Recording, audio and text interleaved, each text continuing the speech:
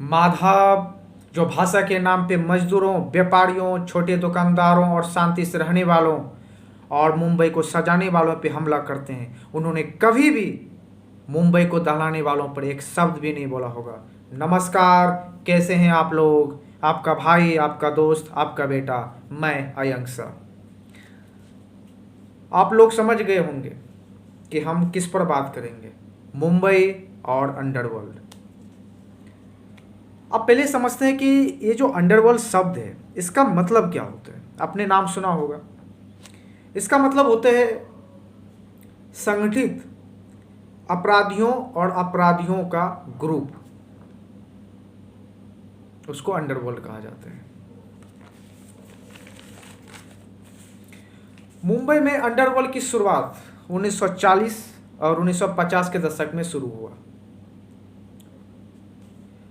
और उस समय 3 बड़े अपराधियों का बोलबाला था। पहला वरदराजन मुदलियार, जिन्हें वर्दा भाई के नाम से भी जाना जाता था। दूसरा हाजी मस्तान और तीसरा करीम लाला।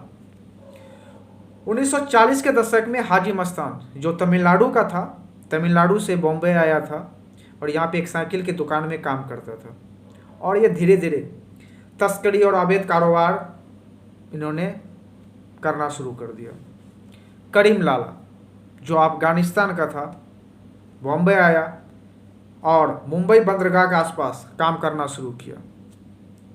और तीसरा वरदराजन, जिन्हें वर्दा भाई के नाम से जाना जाता है, मुंबई पोर्ट पर कूली का काम करता था और बाद में शराब के अवैध कारोबार में शामिल हो गया।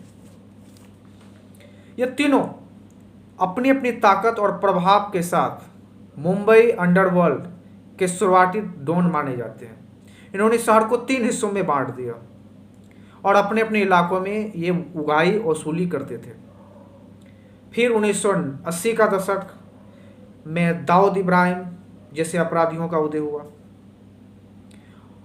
छोटा राजन, जो दाऊद इब्राहिम का राइट हैंड कहा जाता था, अबू सलेम, जो दाऊद इब्राहिम का ड्राइवर था, और बाद में छोटा राजन और अबू सलेम ने अलग ग्रुप बनाया।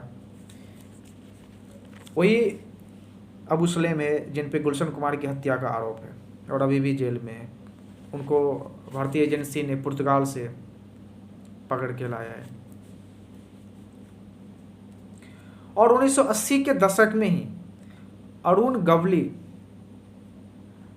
नाम के डॉन का भी उदय होते हैं, जिनको लोग डेडी के नाम से जानते हैं। अरुण गवली एक चोल है बॉम्बे में जिसका नाम है तगरी चोल। उस पर एक मराठी मूवी भी बना है। उन्होंने क्राइम की शुरुआत वहाँ से शुरू किया और बाद में भाईकाला ग्रुप और बहुत सारे ग्रुप में उन्होंने काम भी किया। फिर विधायक भी बने। फिर शिवसेना के एक नेता की हत्या में उनको जेल भी जाना पड़ा और अभी भी वो पॉलिटिक्स में और चीज़ों में एक्टिव है। ये ऐसा समय था 80 और 90 का जहाँ मुंबई में 1 दर्जन से ज़्यादा, उससे भी ज़्यादा अपराधियों का और अंडरवर्ल्ड डॉन का दबदबा था और सब अपने अपने इलाकों में उगाही करता था। अब मैं थोड़ा रुकता हूँ, मैं इस पर आऊँगा क्योंकि मेरा बात करने का तरीका अलग है। मैं हर चीज़ को रिलेट करके उस पर बात करता हूँ, ठीक है। मैं चीज़ों को जोड़ने में माहिर हूँ, तो मैं अब चीज़ों को जोड़ूंगा, उसके बाद मैं फिर इस पे आऊँगा। आप सोचो, अगर भाषा की लड़ाई ने अगर रंग दिखाना शुरू कर दिया तो क्या होगा। अभी हो रहा है ना भाषा के नाम पे पिटाई। अब सोचो कि मुंबई से मारवाड़ी, जैन, बनिया जो बड़े मात्रा में बिजनेस और व्यापार करते हैं, अगर वो बॉम्बे से, आज का मुंबई से निकल जाए तो हिंदी फिल्म इंडस्ट्री, जो सारे एक्टर मुंबई में रहते हैं, शूटिंग गोरेगांव, फिल्म सिटी और भी जगह होते हैं, अगर वो वहाँ से निकल जाए, कहीं और भी शूटिंग कर सकता है, कहीं और भी रह सकता है, तो मुंबई का क्या होगा। जो इंटरनेशनल कंपनियां हैं और जो मुंबई में रहने वाले बड़े लोग हैं, अगर वहाँ से वो शिफ्ट कर जाए तो मुंबई का क्या होगा। मैं एक उदाहरण देता हूँ आपको, शायद बहुतों को पता नहीं होगा, क्योंकि मैंने बोला ना, मैं चीज़ों को रिलेट करके बोलता हूँ, ठीक है। 1980 के दशक में, तब बॉम्बे था, बॉम्बे में एक ट्रेड यूनियन का नेता हुआ जिसका नाम था दत्तात्रेय सामंत, जिनको लोग डॉक्टर साहब के नाम से जाने जाते थे। उन्होंने अपने जिद्दी स्वभाव, अपने ढीठपन और अपने मनमानी के कारण 1982 में 1 साल तक कपड़ा मिलों में हड़ताल करवाया। परिणाम क्या हुआ? जो भी कपड़ा मिल मालिक थे वो मुंबई से शिफ्ट हो गया, कोई गुजरात चला गया, कोई दूसरे राज्यों में चला गया। लेकिन जो मजदूर था, जो मिल वर्कर्स था, वो बेरोजगार हो गया, वो रोड पे आ गया दत्तात्रेय सामंत की हठधर्मी के कारण। और उनमें से बहुतों ने अपराधियों का सहारा ले लिया, अपराध का सहारा ले लिया, और कुछ डॉन ने इनके हाथों में, इन मजदूरों के हाथों में बंदूक थमा दिया। और फिर हम बात करते हैं बॉम्बे अंडरवर्ल्ड की।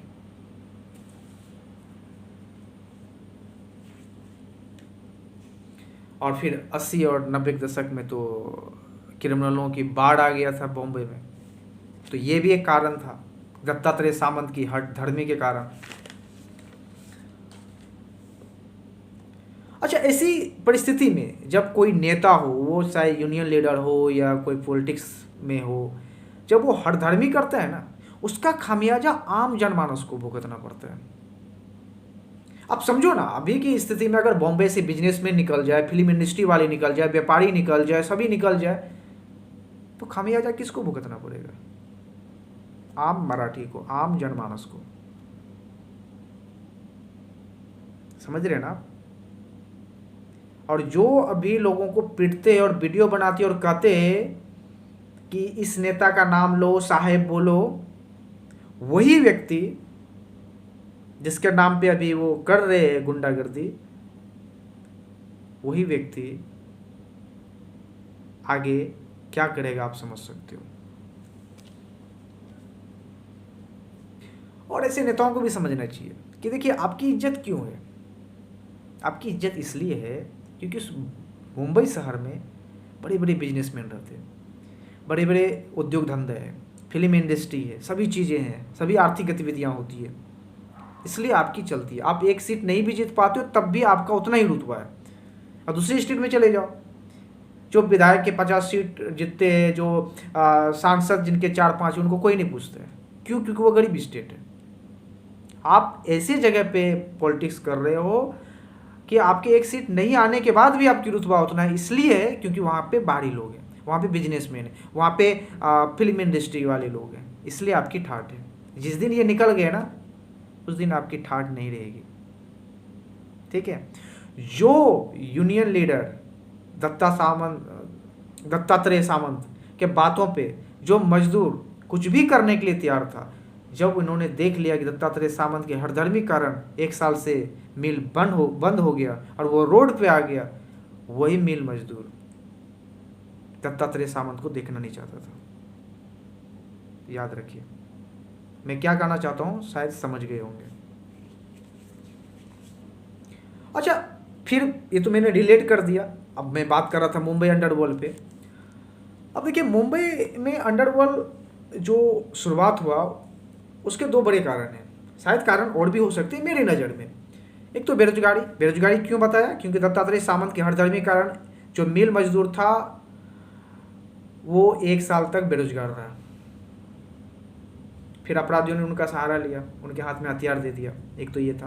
और दूसरा, लोगों की ये भी होता है कि हमें भी डॉन बनना है।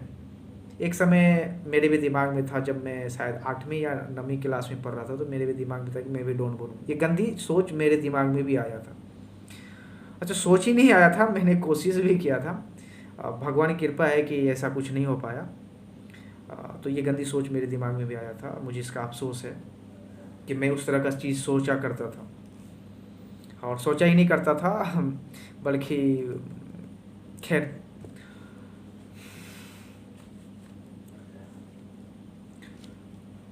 तो जैसे मैंने बोला कि मुंबई में अपराधियों को देके दो बड़े कारण थे। एक तो बेरोजगारी, दूसरा ठाठ, डॉन बनने की ये सोच होती है, और दूसरा पुलिस और सरकार की उदासीनता। आप सोचो, जेब काटने वाला लोगों को गला काटने लगा। दाऊद जैसा चोरी और डकैती करने वाला गुंडा बॉम्बे में 1993 में एक ही दिन में 12 धमाका किया और 257 लोगों की मौत हुआ और 1400 लोग घायल हो गए। इतना बड़ा अपराधी कैसे बन पाया बताओ? इसलिए बन पाया क्योंकि पुलिस ने पर्से दिया, राजनेताओं ने उनको सहारा दिया, नहीं तो नहीं बन पाता। आज जो एनएसए है, national security advisor Ajit Doval साहब, उन्होंने डी कंपनी यानी दाऊद इब्राहिम कंपनी के 2 शूटर को पकड़ा था दिल्ली में और उनसे पूछताछ कर रहा था। प्लान यह था कि दाऊद इब्राहिम के किसी रिश्तेदार, शायद उनकी बेटी का शादी था दुबई में, और उसी शादी में उनको मारने का प्लान बना रहे थे माफ़ करें, अजीत डोभाल साहब। लेकिन कहा जाता है कि बॉम्बे पुलिस के, ऐसा नहीं कहता, मुंबई पुलिस बहुत ईमानदार है और बहुत अच्छी काम भी करती है, उनके कुछ ऑफिसर को ये पता चल गया और कहा जाता है कि वो आए और वो दोनों शूटर को बचा के लेके गए। आप समझ सकते हो, मतलब अभी भी बॉम्बे में, बेशक ये धमाके के बाद 1993 के धमाके के बाद दाऊद इब्राहिम पाकिस्तान भाग गया, लेकिन अभी भी उसके गुर्गे और उसके तलबे चाटने वाली कुछ नेता, कुछ पुलिस वाले अभी भी हैं। समझ रहे हो आप?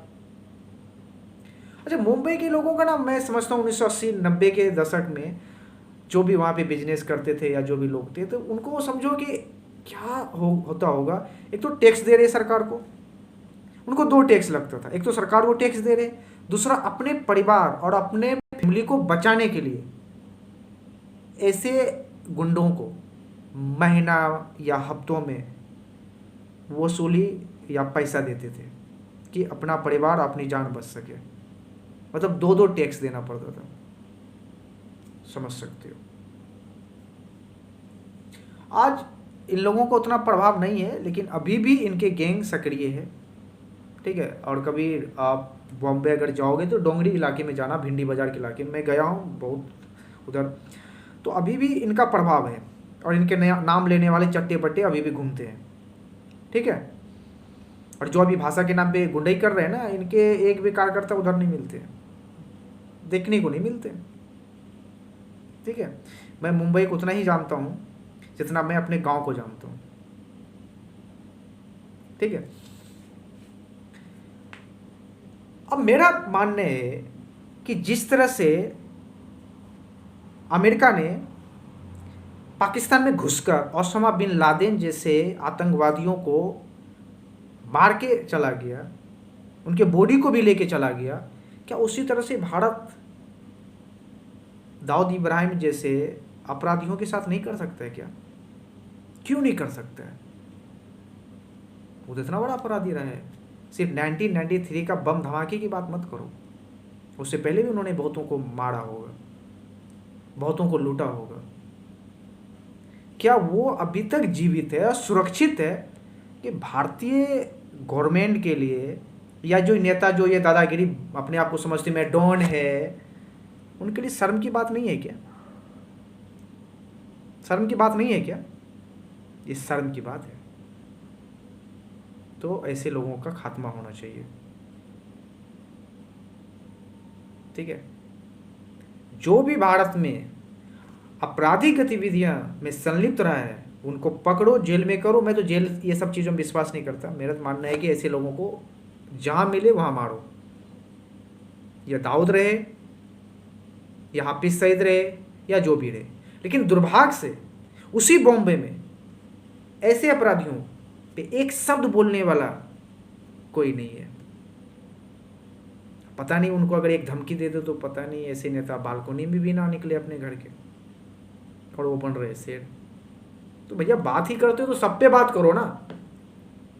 वो धमाका भी तो महाराष्ट्र की धरती पे हुआ ना, सभी मारे गए, उस पर तो बात करो, क्यों नहीं करते उस पर